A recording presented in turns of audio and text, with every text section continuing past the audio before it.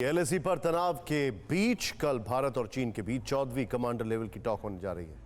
यह अहम बैठक चीन के चुशुल मोल्डो एरिया में होगी। माना जा रहा है कि इस बातचीत के कुछ पॉजिटिव रिजल्ट निकल आ सकते हैं, लेकिन टॉप सोर्सेज के हवाले से जो खबर आ रही है उसके मुताबिक कल हॉट स्प्रिंग को लेकर बातचीत हो सकती है। भारत चीन को हॉट स्प्रिंग इलाके में सही स्थिति बहाल करने को कह सकता है। फिलहाल यहां दोनों पक्षों के सीमित संख्या में सैनिक मौजूद हैं। आपको बता दें कि इससे पहले दोनों देशों के कमांडर लेवल की बातचीत में गलवान, पैंगोंग और गोगरा इलाके को लेकर तत्कालिक समाधान निकालने में सफलता मिली थी।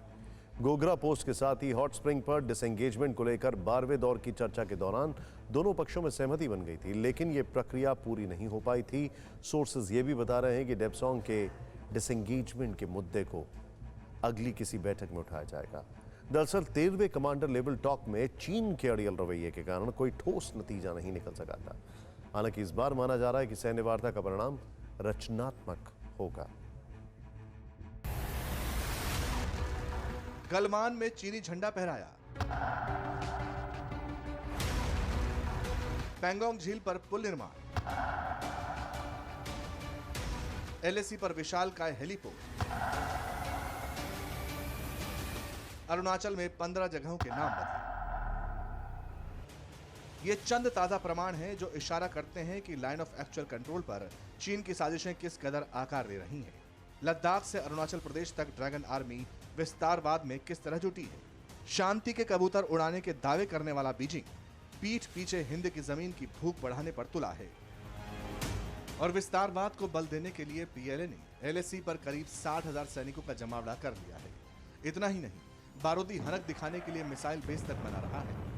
लेकिन चूंकि ये मुकाबला भारतवर्ष से है, जिसने 15 जून को गलवान में चीन को ऐसी पटखनी दी, लद्दाख की लड़ाई में ऐसा सबक सिखाया कि चीन को कायदे कानून पर लौटना पड़ा। चीनी फौज को टैंक और तमाम असलहों के साथ मैदान छोड़ना पड़ा। चीन को शायद ये एहसास हो चुका है कि ये 62 का नहीं बल्कि 21वीं सदी का हिंदुस्तान है, जो ईंट का जवाब पत्थर से देता है। इसीलिए कोई रास्ता वार्ता से ही निकल सकता है।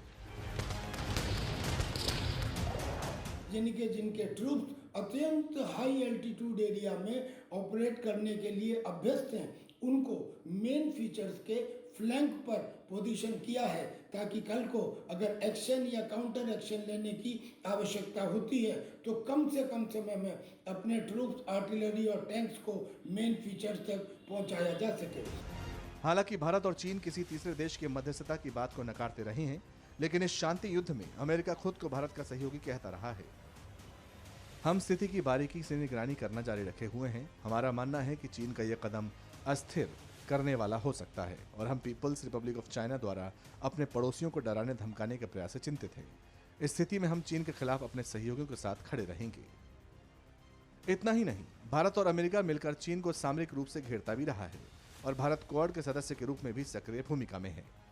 दूसरी तरफ चीन के बहाने अमेरिका की भारत से नजदीकी पुराने मित्र रूस को अखर रही है। लिहाजा रूस भारत और चीन के बीच तनाव कम करने में जुटा है। 6 दिसंबर को पुतिन की भारत यात्रा के दौरान 2+2 मीटिंग में इसकी पहल भी की गई थी, लेकिन चीन पर इन सभी बातों का कितना असर पड़ा है वो कल की सैन्य मीटिंग के बाद पता चल सकेगा। परवाह देश की, सोमवार से शुक्रवार रात 10 बजे TV9 भारतवर्ष पर।